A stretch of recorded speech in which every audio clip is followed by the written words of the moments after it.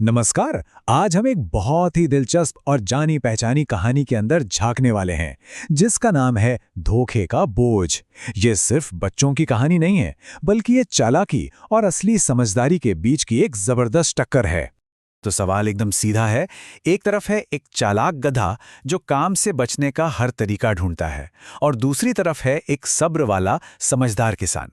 तो इस दिमागी कश्मकश में आखिर बाजी कौन मारेगा? चलिए पता लगाते हैं।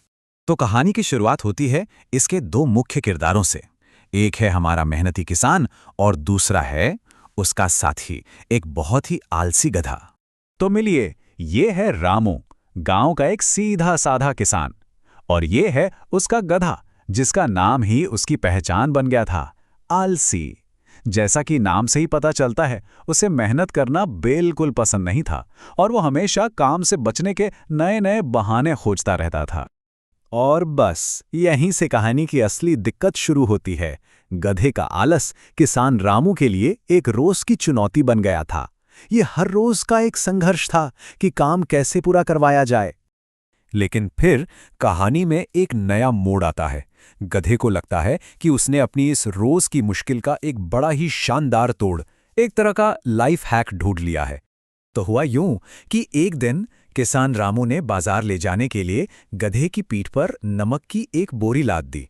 ये एक बिल्कुल आम सा दिन लग रहा था, पर यह सफर कुछ बदलने वाला था। अब देखिए गधे का दिमाग कैसे चला। रास्ते में एक नदी आई। गधा जानबूझकर फिसलने का नाटक करके पानी में बैठ गया। और फिर क्या था? देखते ही देखते बोली में भरा सारा नमक पानी में घुलने लगा। नतीजा, अरे वाह, बोझ तो लगभग गायब ही हो गया। गधे के लिए तो ये किसी जादू से कम नहीं था। बिना कोई मेहनत किए सारा वजन हल्का हो गया। गधा तो अपनी इस तरकीब पर फूला नहीं समा रहा था। उसे लगा कि बस अब तो काम से बचने का परमानेंट जुगाड़ मिल गया है। उसने मन ही मन सोच लिया कि अब तो वो हर रोज यही करेगा। लेकिन गधा एक बहुत जरूरी बात भूल रहा था। कहानी का रुख अब पलटने वाला था, क्योंकि उसका समझदार मालिक रामू सब कुछ बड़े ध्यान से देख रहा था। जब अगले दिन गधे ने ठीक वही हरकत फिर से की, तो रामू को पूरा खेल समझ आ गया। वो कोई बेवकूफ नहीं था।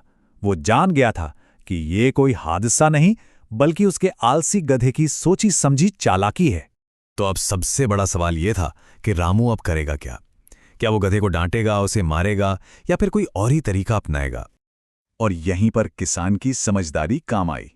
उसने तय किया कि वो गधे को सबक जरूर सिखाएगा, लेकिन सजा देकर नहीं, बल्कि अपनी अक्ल से। उसने एक ऐसा प्लान बनाया जो गधे की ही चालाकी को उसी के खिलाफ इस्तेमाल कर ले। तो अब आता है कहानी का वो हिस्सा जहां किसान की योजना रंग लाती है और गधे को एक ऐसा सबक मिलता है जो वो जिंदगी भर नहीं भूलने वाला। अगले दिन किसान ने खेल बदल दिया। उसने गधे की पीठ पर नमक की जगह रुई से भरी एक बोरी लाद दी। ऊपर से देखने में बोरी बिल्कुल वैसी ही थी, लेकिन अंदर का सामान पूरी बाजी पलटने वाला था। गधा अपनी तरकीब पर पूरे भरोसे के साथ फिर से नदी के बीच में जाकर बैठ गया। वो मन ही मन खुश हो रहा था कि आज भी बोझ चुटकियों में हल्का हो जाएगा। उसे जरा भी अंदाजा नहीं था कि आगे क्या होने वाला है। और यही सब कुछ पलट गया। नमक की तरह घुलने के बजाय रुई ने पानी सोख लिया, और जो बोझ पहले से था वो अब कई गुना ज्यादा, मतलब बहुत ही ज्यादा भारी हो गया।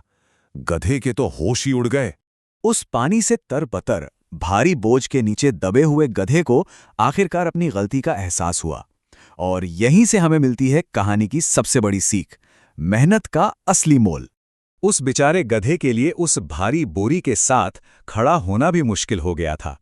उसकी अपनी ही चालाकी अब उस पर एक पहाड़ की तरह भारी पड़ रही थी, जिसे उसे खुद ही ढोना था।